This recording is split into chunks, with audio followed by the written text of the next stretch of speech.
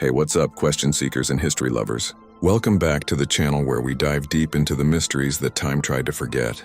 Let's talk about a name that everyone knows, a name synonymous with the ultimate betrayal, Judas Iscariot. For 2,000 years, he's been the villain of the story, the man who sold Jesus for 30 pieces of silver. But what if I told you there's another side to this story? A version hidden for centuries that paints Judas not as a traitor, but as Jesus' most trusted disciple. This is the story of the Gospel of Judas. Discovered in the 1970s in the deserts of Egypt, this ancient text was a bombshell. It's a Coptic manuscript, a translation of an even older Greek original, and its contents completely flipped the script on what we thought we knew. So why was this book, this gospel, so controversial that it was deliberately left out of the Bible? In fact, early church fathers like Bishop Irenaeus of Lyon denounced it as fictitious history back in 180 AD. What did it say that was so dangerous? Well, according to the Gospel of Judas, Jesus didn't just know about the betrayal, he commanded it.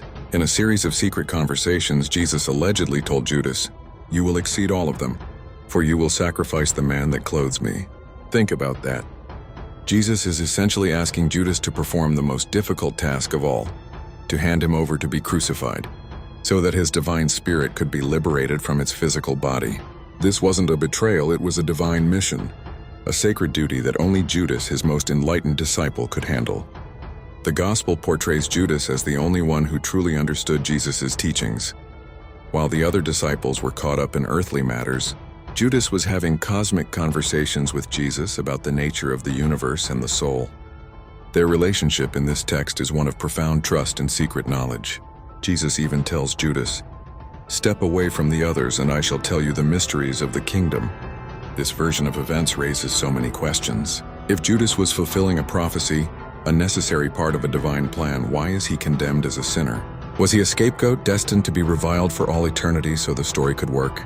The Gospel of Judas suggests that the early church leaders who were trying to establish a single, unified doctrine couldn't allow this version to exist. It complicated the simple narrative of good versus evil. It was a threat to their authority, so they suppressed it, labeled it heresy, and it was lost to the world for over 1,600 years. And what about his death?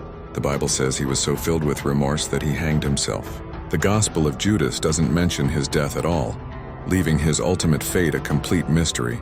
It focuses solely on his role as the instrument of divine will. So, was Judas a traitor who sold his friend for a bag of silver? Or was he a hero, a loyal follower who undertook a terrible burden for the sake of a divine mission? The truth is, we may never know for sure. The discovery of the Gospel of Judas doesn't replace the traditional story, but it adds an incredible layer of complexity to it. Do not forget, for every story there are always three narratives: the accused, the prosecutor, and the truth.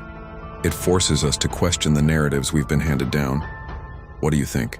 Was this a conspiracy to silence a different truth, or is it just an ancient piece of fan fiction? Drop your thoughts in the comments below. I'd love to hear what you think. And as always, don't forget to like, subscribe, and never ever stop questioning. Keep researching, and I'll see you in the next video.